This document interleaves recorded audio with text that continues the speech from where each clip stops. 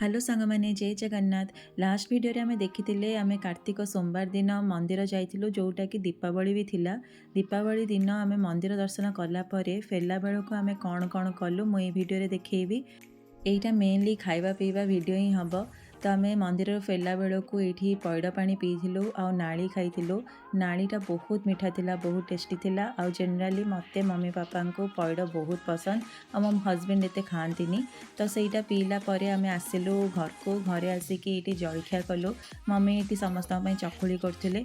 पापा को टे मोटा चकुली पसंद से आम मोटा चकुली करके देलु।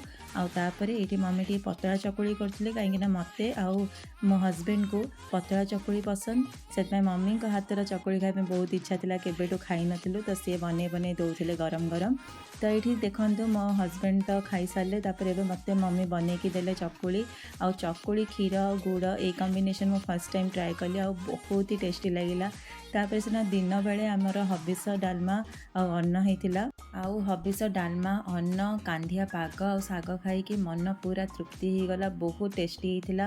आपर आम टे गुआ घी भी पकई देलु आहरी टेस्ट आड़ी जाइला। आ जेहेतु से दीपावली थिला मु आ मम्मी स्टार्ट कर देथिलु रंगोली खाई सारा परे। रंगोली पाई आम ये पापा को कही देथिलु फूल टे गेंडु फूल आनिया पई। तो से गुड़ाक आम एमती छड़ेकी ता पाखुड़ा गुड़ाक एमती रंगोली साइड रे सजेकी रखीदेलु सो दैट बहुत सुंदर लुक आसुला। आ मु आ मम्मी मिसिकी रंगोली पकेलु से बहुत शीघ्र शीघ्र भी सरीगला। आ दिन बेले ही आम रंगोली पकई देथिलु। तापर आम दीप सजालु आम केमिति एंजॉय कलु मो नेक्स्ट वीडियो रे देखैबी। सेति पर्यंत जय जगन्नाथ।